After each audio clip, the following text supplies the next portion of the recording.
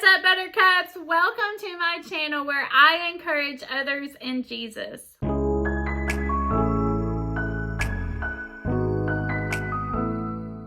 So I was reflecting the other day on gigantic leaps I have taken in life where the outcome was unknown and I did not know how it was going to play out, but I trusted.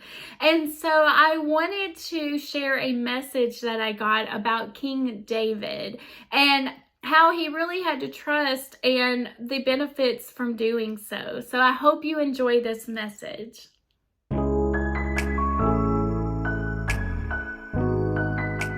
In this information age that we live in, it seems like everything is known.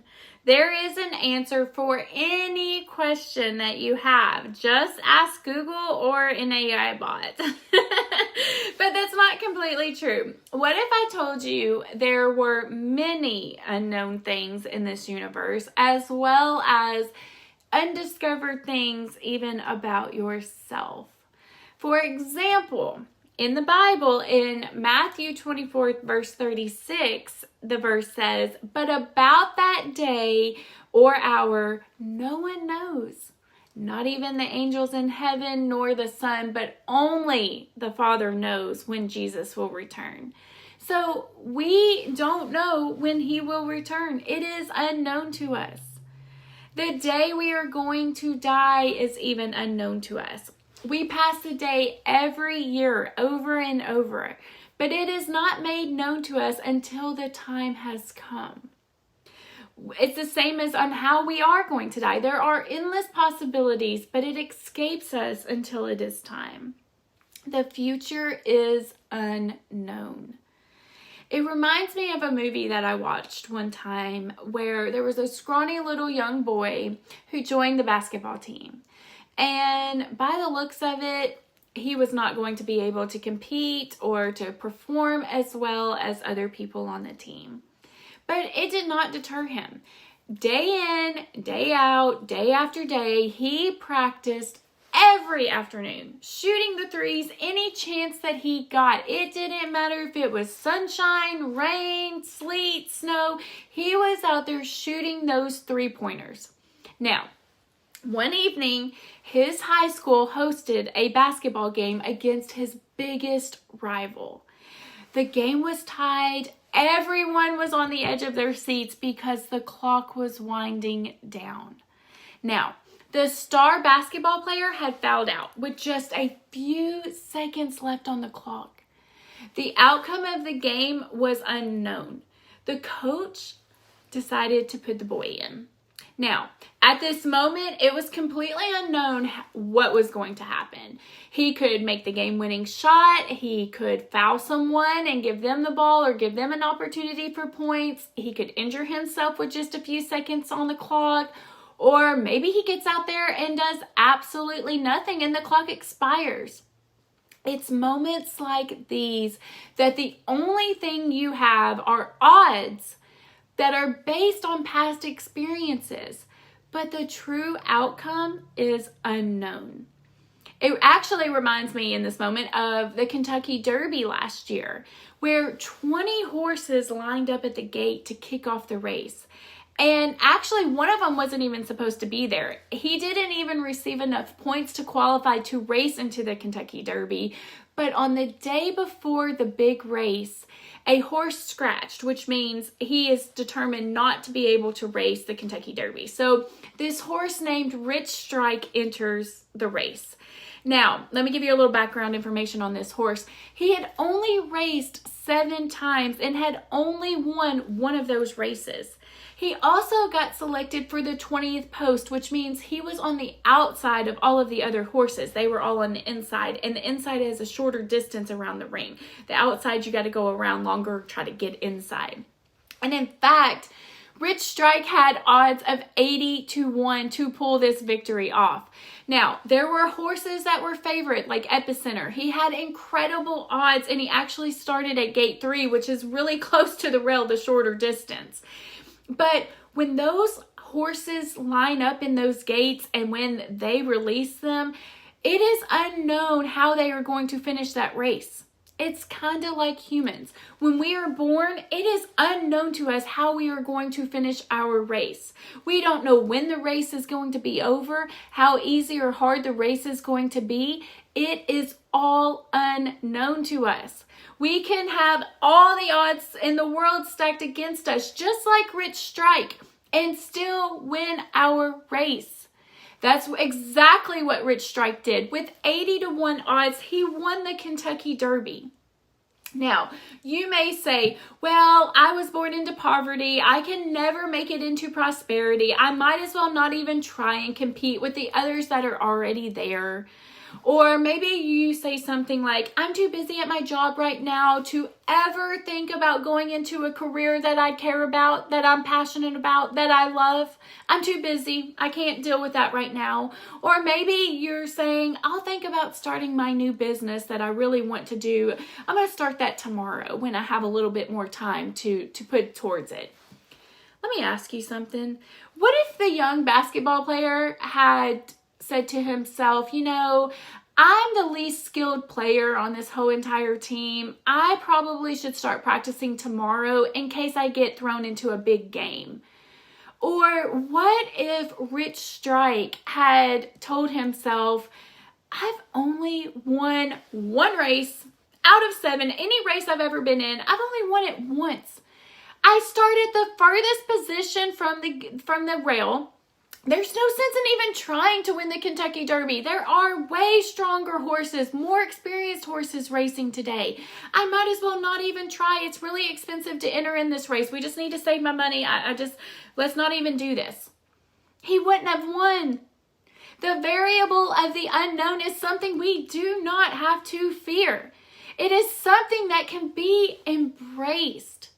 The beautiful thing about the unknown is it can lead us to destinations that are far beyond what we could ever imagine. The fear of the unknown sometimes cripples us to putting off things tomorrow that we could accomplish today.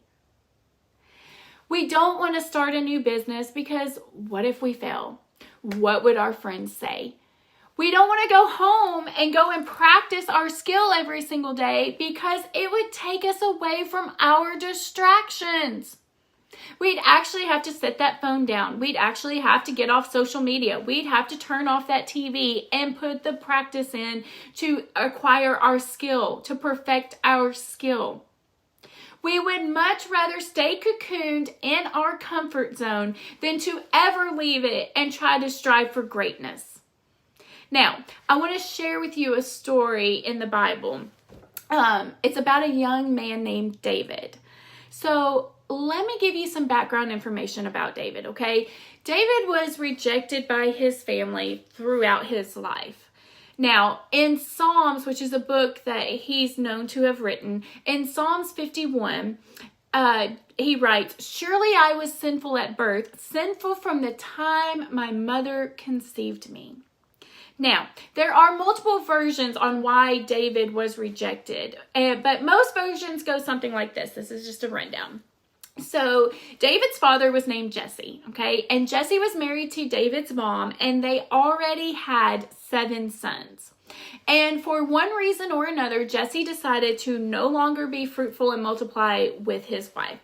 So some say he had a thing for her maid, and some say that there was actually a law that he felt like he had broken by getting married to her, and it was his personal conviction to not go to bed with her anymore. So anyways, the reason behind that doesn't matter. He goes 3 years without being with his wife. So Jesse actually does go and talk to his wife's maid about marrying him. So what does the maid do? Okay, the maid goes and immediately tells David's mom the plan of what Jesse has, planned out. So the maid actually felt sorry for David's mom because, think about it, she had been hurt because she couldn't be with her husband. He had chosen all of this, not her. Remember, she was married and already had 7 of his kids. Imagine being his wife, and now your husband's rejecting you. So The maid and David's mom decide to switch when it's time to make love with Jesse, okay? And it's in the cover of darkness, so Jesse didn't even know any better. He thought he was sleeping with the maid, but really it was David's mom, okay? So now imagine the pickle that you're in, okay? Your husband, and just imagine your husband thinking you haven't been intimate with anyone in over 3 years and you end up pregnant. Okay, it's not looking very good. Now, it's really his kid, but in order to tell him that, you have to come clean about the old switcheroo that you pulled with the maid. And you can't come clean about that because that just puts a lot of people in harm's way. So now your family is put to shame because it looks like you have committed adultery and you're carrying an illegitimate child in your womb. So now also remember, babies can feel everything the mom feels when she's pregnant. So little David in his womb is feeling all of this. So you're in a situation. And to top it all off, your 7 sons decide to kill you because you are making the family look bad. But your hubby actually decides that y'all's children shouldn't kill you and spares your life, but determines that the child that you're carrying will be treated lower than the rest. So talk about having the odds stacked against you. You are of the same exact blood as the other 7 boys, but you're already determined, even before you were born, you are determined to be treated lower than the rest. And you will never have the opportunities like your brothers because of the circumstances of how you were conceived. So let's fast forward, okay, to when David is old enough. He is made the shepherd to look over his family's flock, okay? He's given the job of the shepherd. And a shepherd would tend to the sheep and protect the sheep from predators. So imagine being born in a wealthy family where your father is the king and you are being made to be a shepherd, not even serve in the palace. But the whole reason that you're even made to be a shepherd in the first place is so that something may happen to you. Like a predator gets you. I don't know, maybe something like a bear or a lion. You are not safe and protected in the palace walls like your brothers. You are just thrown out to the wolves, basically thrown out to the world with no protection from your parents or your family. How rejected would you feel? How alone would you feel?